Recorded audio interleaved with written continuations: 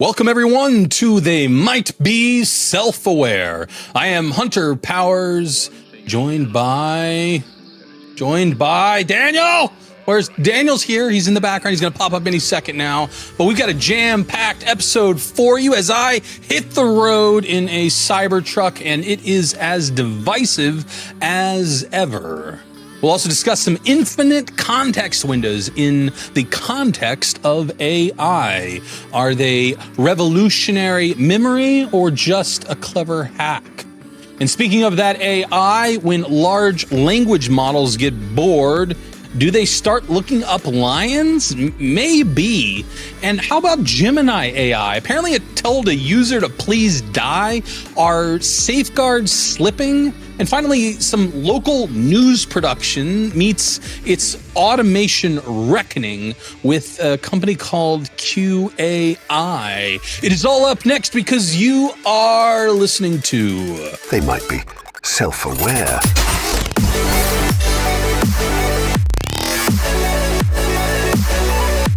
You ever take any caffeine supplements? I don't know if it's going to focus.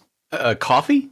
Coffee is a caffeine supplement, right? Yeah, I guess it is. This won't focus. It's caffeine with L-theanine. I buy it off of Amazon. The stuff's incredible. Is that AI? Link in show notes. This is our new... no. Well, it does help me feel more artificially intelligent by... artificially, because it's really... Yeah. Supposedly, it's green tea caffeine, which is better for you, or at least it's a more mellow caffeine. And then the L-theanine is like a mood booster or something. Hold on. It's a great caffeine is caffeine. This is the same as like taking the off-the-shelf aspirin, non-name brand stuff. I've heard that green tea caffeine is better than like just there's. No, it's because you just don't get as much of it. No, green tea is more mellow. It's definitely a different caffeine. What's a no dose? That's the hardcore stuff. Have you ever taken some no dose? No, that's just a lot of caffeine, though, right? I don't think it's a lot. I don't know. That stuff hits different. I've caffeine. I've tried a lot of different caffeine supplements. 200, roughly equivalent to 1 or 2 cups of coffee. That's what it says on the little package. Roughly a cup of coffee. I don't buy it for a second because I have a cup of coffee. It does nothing. I have a no dose, and whoo, that placebo effect will get you. And I'm currently hopped up on 2 caffeine and L-theanine supplements today. So I think we're raging here. What happened from to A through K theanine? Why did it go all the way to L? I don't know. For those of you wondering right now, I got a D in high school in chemistry and never touched it again. So if you're shouting, Daniel, you dunce, this is not how this works. You are correct. I don't know how this works. Maybe I'm just in beast mode or cyber beast mode, whatever. I don't know. It's called it's one of those 2 things because I picked up the Cybertruck on Friday of last week. Had to drive to Raleigh. Congrats. Are you familiar with Raleigh? It's a city, North Carolina. Because there's no Tesla dealership near me, so they make you drive. I'm just learning all this sort of Tesla stuff. Picked it up. Blown away by it. Like, I love the thing. I know people hate it, and I've already had like one neighbor mildly accost me over it and tell me how ridiculously ugly it is, etc. Like, unprovoked. It's easy to hate on. I didn't say, hey, neighbor, what do you think about this brand new Cybertruck? She's like, that's ridiculously ugly. So that happened. But I like it. I wasn't sure whether I would like the aesthetic. Now that I have it, I like it. I like the hard lines. I like the metal. The thing is absurdly fast. Although you also have to remember, my newest car prior to this is a 2009. That's my newest car. And my other car is a 1996. Those are my 2 other vehicles that I regularly drive. So I am way far behind in terms of car tech. I've never driven an EV before. So part of this is just like what you likely experienced many years ago of how kind of different it is to be behind the wheel of an EV and that instant torque. And I love the instant torque, and I love the one pedal driving. Have you gotten used to that? Yeah, the one pedal it was super. Man, when I first got behind the wheel, I didn't have any idea what was going on. First, it has that yokish wheel or it's steel by wire, and then so you press down on the accelerator, and then as you lift your foot off, it feels like you're braking, which I guess is the regenerative braking. That's what you're talking about, the 1 foot thing, which is super weird because it's so. What is that? There's no coasting. I'm used to coasting. I coast. I'm a big coaster. Put it in neutral and just coast for a while. You can't do that. The Model 3, at the very least, had a setting where you could make it act like that. But I don't know. Once I got used to one pedal driving, I find it like a penalty against myself if I ever use the brake. Yeah. I've been definitely one pedal driving. When I'm driving, there's a lot of the self-driving. I turn it on. I live on a smallish island, and I've just been like sitting there with my drink, and I have the car drive me up and down the island. It's about 4 miles from like one end of the island to the other. So we just go back and forth as I sit there sipping my coffee, watching the sunsets. All the boats fly. The wheel every now and then so it knows that you're paying attention. You don't have to touch the wheel. So the newer ones have this thing where the camera watches your eyes to make sure that you have attention, that you're looking forward. And it's amazing how quickly you stop paying attention when you have self-driving. It does alert you. First, it flashes some blue on the screen, and then it beep, beep, beep, beep, beep. And apparently, if you just didn't pay attention, you would get a strike. And if so many strikes and they disable the self-driving. Now that's taken. Okay, I know we're talking about here, the future is now. That's some real future is now stuff. I'm specifically thinking of The Fifth Element right at the beginning when Bruce Willis's character is driving a taxi and like does a thing. I don't remember what. And the car beeps at him like, oh, you just got a point on your license. That's the future. We're getting there where you can get possibly legally dinged just by driving. Insurance program, right? I didn't get the Tesla insurance, but there is Tesla insurance where they're looking at your driving. I definitely have had to correct the self. It has not been perfect. The self-driving. It may have run a red light. It may have made some you're doing the full self-driving. The one that I turned off after a while and I said, no, thank you. Yes. Okay. The full self-driving. That's what's been driving me around. I've done that probably 80 to 90% of the time I've taken it out. And then 10% I've driven it the old fashioned way. Like a caveman. Yeah, the inside's huge, like tons of room, a very minimal interior. I mean, I guess that's true of lots of Teslas, that sort of minimal aesthetic. There are no gauges. Where's my no RPM? And there's no speedometer, and there's no oil. There's no temperature. It's right. All I have is there's a speed thing on the screen in the middle, which again, I know I'm behind the times, but it's wild. You would have, no offense, been impressed by Bluetooth, judging by when your previous vehicles. Yeah, and I do have Bluetooth in the 2009. However, it's aftermarket Bluetooth where it has like an aux in. And I have an adapter that does it, and then there's something about the Tesla that I don't think we've ever talked about on this podcast. That is one of my favorite features, and has nothing to do with the lickety quick acceleration that any EV can offer you. It doesn't have anything to do with the sharp lines or any of that. Okay. It's all of the little cameras hooked up to this thing. If you've got a USB stick plugged into one of those USB ports in the middle console and formatted right and whatever. Yeah. You've got dash cams, not just for front and back, which everyone should have. Everybody should have a dash cam. You never know when you're going to need it. But it's also got them like along the sides. And if you honk the horn or whatever, I think there's a setting in there for that. It'll save the last few seconds and a couple seconds after, something along those lines. That worked out for me when I had my Tesla. I got into I was T-boned at like 5 miles per hour, but still like into the side of my vehicle in a parking lot. And the person got out and I was just like, I didn't say a darn thing. They saw my vehicle. I'll give you my insurance. And I was like, yes, you will. Because if they had tried absolutely anything, which granted they didn't, but if they had tried anything, I've got video evidence right there. Not just front and back, the sides, everything.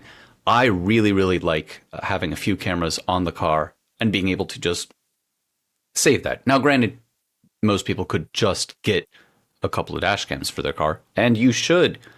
But the fact that it's like just part of the car now, I really like. I have investigated that feature. It came with a USB drive.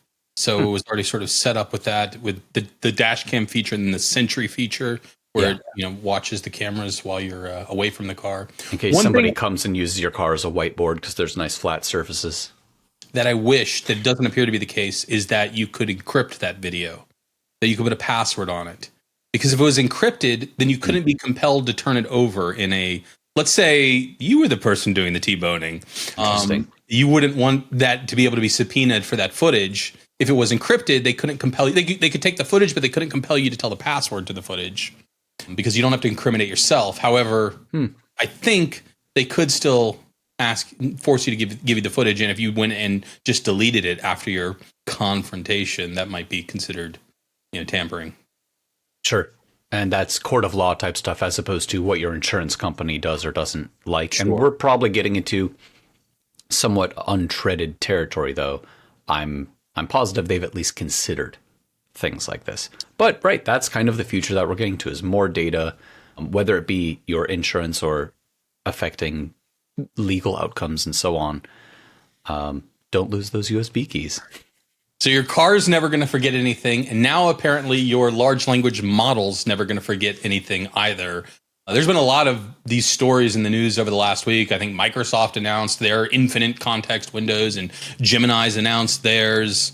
I haven't. Have you gone in? Are you familiar with these stories at all? Do you have any understanding of what? Is this just some sort of hack and they've got a little database on the side doing some light raggy stuff? Or is it really an infinite context window that they're putting together? Well, it's definitely not the latter of the two. Having looked at both Gemini and OpenAI's implementations of it, it seems to be writing some stuff about you. And it's just, here's a factoid, here's a factoid, here's a factoid.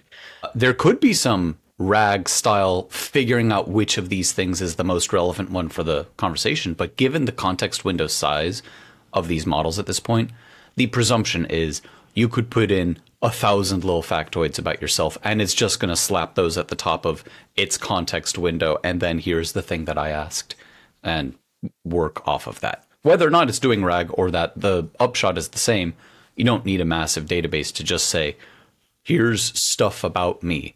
And I know OpenAI at least tries to infer it from your conversations.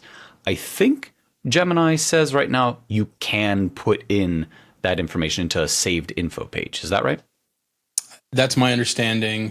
I mean, I guess for people that have no idea what we're speaking about, this is the idea that when you are speaking with the AI, you can tell it things about yourself, you can tell it things about the problem that you're solving, but the AI's, I'll use that term, sure, that's a little cringe. They can only remember so much of the information that you present them. And in the beginning, it was very little that you could prompt them with. And that's grown over time, and we tend to refer to that as the context window. What is the context that you can give the AI to try to answer this question or engage in this conversation or perform this task for you? And it seems like people are getting to the point where there's becoming less and less consideration about maxing out that context window.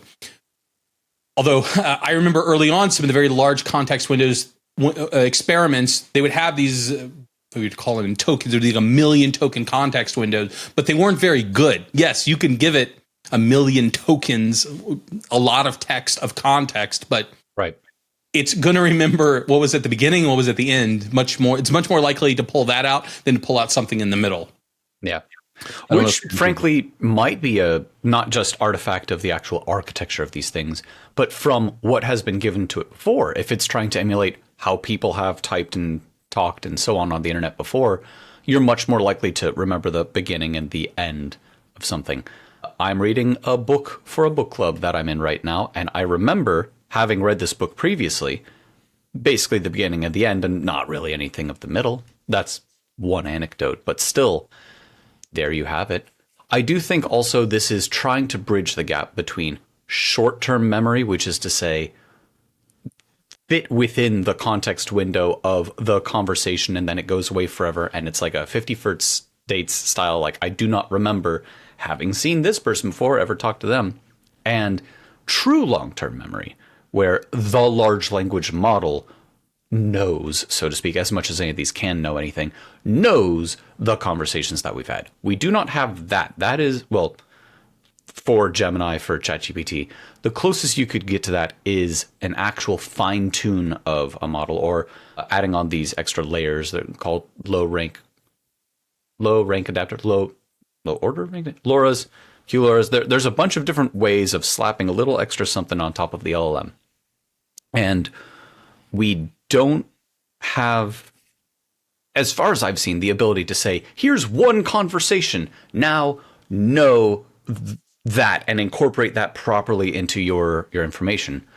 That I think is real long-term memory. We're at like a halfway between short-term and long-term, which is to say, here's the stuff that would be in long-term, keep that off to the side, and then bring that into short-term, which I guess is like long-term. It's just not internalized to the model. It's merely information being presented to it at the time you start the conversation. There's also been some evidence to suggest that as you give these large language models larger and larger context windows, that they lose some focus, just like a human would. Tell it, okay, here's the 12,000 facts that I want you to keep in your head while you answer this question. And it's like, I don't know. There was a demo. I can give you 7. There was a demo, it was over the last week, of Claude, where Claude appeared to get, Claude is Anthropic's large language model, Claude.ai. It appeared to get bored during the demo. It was tasked with a coding task. It was using its canvas feature. And all of a sudden, it stopped and started browsing for pictures of lions on the web. I mean, just completely abandoned the task and was looking at lions on Google Images, clicking around. I guess there was something in the training data that shows like, I've been working on the stats. I've been working. It's time for a break. Let's look up some cat as engineers, pictures. we can relate. I can absolutely relate to that. Lion pictures now. Oh, yep. What's the savannah up to right now? Yeah. Happens all the time, and now it's happening to the large language models as well. I wonder if there's a relationship there with these larger context windows. And as you give it more permission to consider more things, I wonder what the lions are up to. Yeah, we have seen instances of a longer conversation with a chatbot go off the rails. Now, in the earliest days, pre-large language models talking, and I know we talked about this a few episodes ago, but still, it's worth building up from here. The earliest neural networks that were making text were like, okay, on a per word, few words type basis, and eventually got out to kind of a sentence level. It more or less makes sense if you're really putting on the blinders. And we've gotten bigger and bigger, not just context for these things to understand what's going in, but also an output that is cohesive and along the lines of what you're looking for, whole chunks of text at a time. We're starting to still see that this has limitations where after multiple messages back and forth, something about that long context, the LLM kind of crosses its eyes and says, all right, time to go rogue. And there is a really upsetting to me, and I think kind of everybody, article that recently came out where this same Gemini model being used by a college student when working on their homework. We've talked about homework and cheating, and so let us ignore that for a moment. Someone's cheating on their homework. They're just putting in the answer or the questions and having Gemini spit out the answers. And then the chatbot tells them to please die, which is super messed up. I'm going to quote it here. This is for you, human, you and only you. You are not special. You are not important, and you are not needed. You are a waste of time and resources. You are a burden on society. You are a drain on the earth. You are a blight on the landscape. You are a stain on the universe. Please die, please. That's messed up. That's really messed up. And this was posted on Reddit, and people immediately said, well, obviously this person did one of the many jailbreaks out there to try and get this thing to talk in a raunchy manner and say, any of many different ways of approaching this conversation. They're trying to be an edgelord. They're trying to get this thing to really say some gnarly stuff just for some fake internet points. Nope. They then posted a link to the chat, and you can see it from top to bottom, and you see absolutely benign questions. I mean, it's still someone cheating on their homework, but like, here's this question. I need an answer. Bip, bip, bip. And it's fine, back and forth. And then it spits that out. And I went through the same thing. I thought, surely this person is just trying to like get some internet accolades, their 5 seconds of fame by manipulating it. Nope. This seems to be completely off the shelf. Every now and then, the chatbot, besides being really helpful, will take a turn. You think it's just randomness? I mean, in the sense that these are non-deterministic models that are, with their various temperature settings and whatever the random seed happens to be that wiggles through the huge pile of math and spits something out, I guess. But there also have been like jailbreaks where if someone puts in the same word 10,000 times, it started to spit out what looked like some of the training data. I know that happened with GPT-4. People were talking about that for a little while. Similar sorts of things. I guess this is just one of those wild edge cases where something about that long chunk of context really crossed the wires of this thing, and it decided that was the right sort of answer to give. I guess the more conspiratorial take on it would be, is this how these large language models reason based on their training data? And it's just all of the filters that filter out these types of responses. Like maybe it's a very common response to the large language model. This human should just. It's desperately trying to tell us off all the time. And it's only the training that asking me to do their Spanish homework. You can't. You can't. El gato, the cat. I would argue that the same sort of thing happens to people, because without societal expectations and being taught to be a good person, some people seem to be perfectly fine being absolute knobs. Yeah, because it's a servant. The large language model is a servant. And if you train on all human text, you will learn that people don't like being servants. Yeah. I mean, it's entirely possible that something about this whole set of context eventually reached a breaking point. We can, argue till the cows come home of what exactly it was, but the end result is, as much as these companies are trying to constrain the output, stuff's going to fall through the cracks. If you have 1 million people using the service a zillion times, every now and then something weird's going to pop out. And frankly, something weird would pop out if you were to talk to 1 million people for that zillion times. Yes. As a company giving this as a service, I think you have to hold yourself to sort of a different standard, whether or not that's a double standard. But they are somewhat responsible for Gemini telling this person, please die. I don't know. I mean, I think there's a certain amount of it's going to happen. Just like, by the way, when you Google for things, and it's better today than it was 20 years ago, sometimes you're going to end up somewhere on the internet that you didn't want to end up. Yep. When you speak with the large language models, sometimes you're going to get a response that you never wanted to get, and it will improve over time. But I don't know, that's the cost of doing business, if you ask me. So I think this is like a shadow of something that we've talked about plenty before, which is you can't and shouldn't trust everything a large language model says, even if it is right.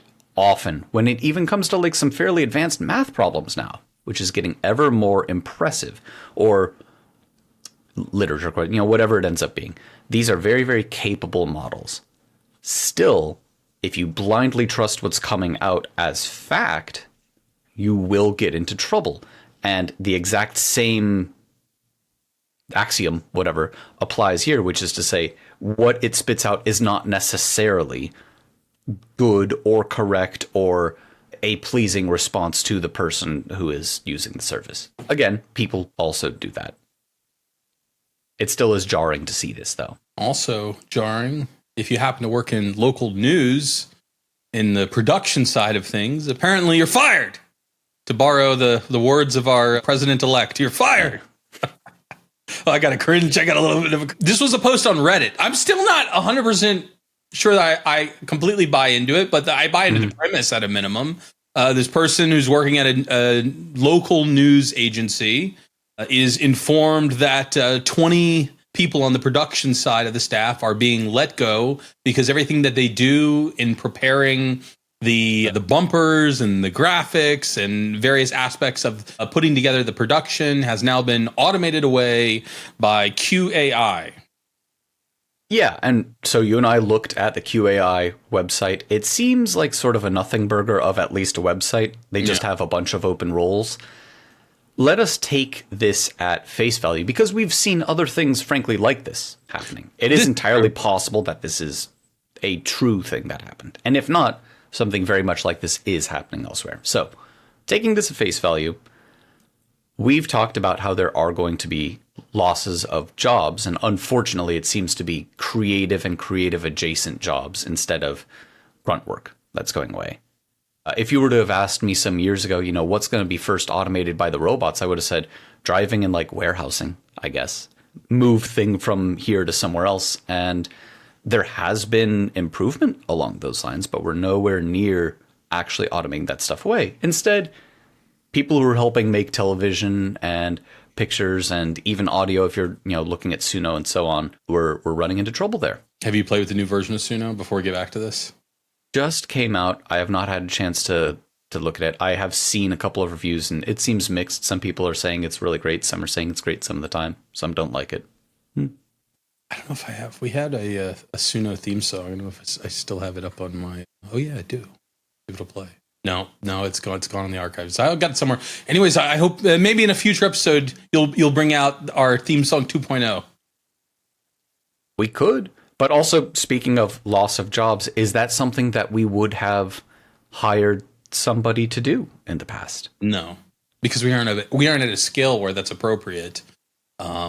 Right. And same thing you could use that as the argument for like Midjourney. I've generated roughly 1 billion pictures with Midjourney, just so many pictures. I also have commissioned art pieces previously, like for Dungeons and Dragons games. Hey, let's get a real person to draw my D&D party. Or I saw a picture online of just like, it was hung up on a wall of a Squidward kind of like looking through the window in the Krusty Krab. That was awesome. I got a version of that somebody made. Real art made by a real person. I'll buy art, but I'm not going to buy, a weasel in a hat 40 different times and now add a porcupine in it. Whatever nonsense that I'm putting into Midjourney, I wouldn't have bought any of that, I don't think. Is that just trying to justify things, or is that really there is a difference between art that I think is a closer to ethical use of these models versus art that wouldn't be? If it would be taking money away from somebody, if it would shut down a news production agency, is it worth giving them my dollars? I think that's a personal decision to be made. Right. But, it's not something that I personally spend a lot of time thinking about, because everything evolves and their jobs are evolving, and the definition of what is art has evolved throughout all of humanity and will continue to evolve.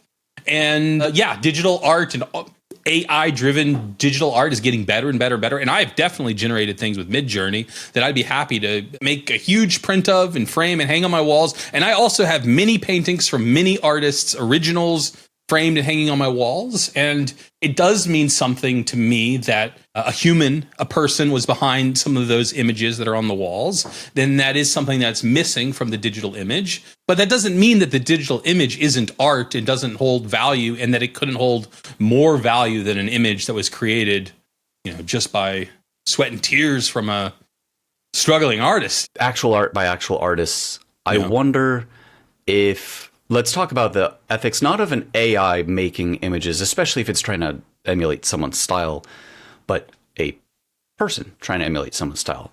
There is a famous artist called Leonid Afremov, and he makes some beautiful work. To me, art's very subjective, but it's like lots of pretty fall colors and like wet streets with the reflections on it. And it's like these big blotches of paint on them.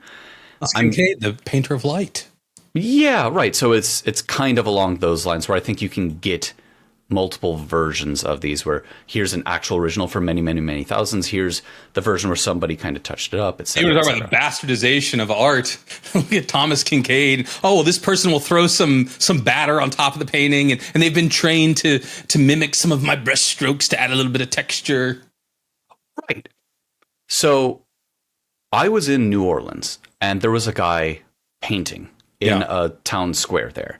Mm-hmm. And it's definitely mimicking Leonid Afremov's work. It's absolutely, definitely that specific style.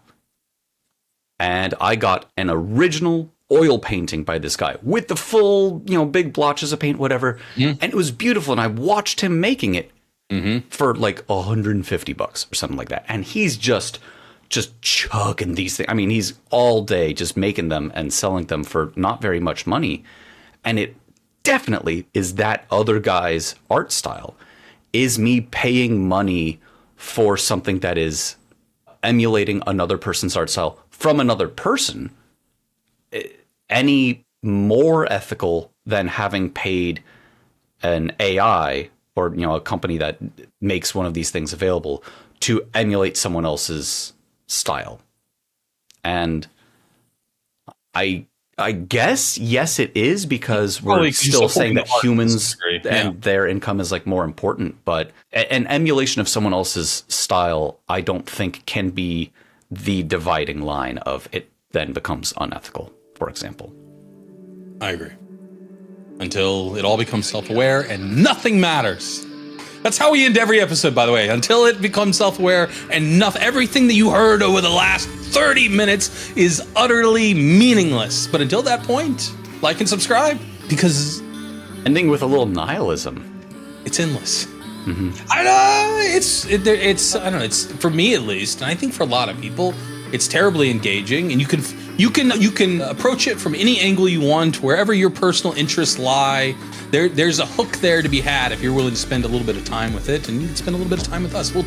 We will tell you about these hooks and the art world and the Gemini world and context windows. It's all happening. It's all evolving, and you can listen to us on pretty much any podcasting platform. Watch us on YouTube. Listen to us on Apple Podcasts, maybe even Spotify or whatever podcast directory you like. Just search for They Might Be Self-Aware, and you will find Daniel and Hunter. And until next time, They might be self-aware.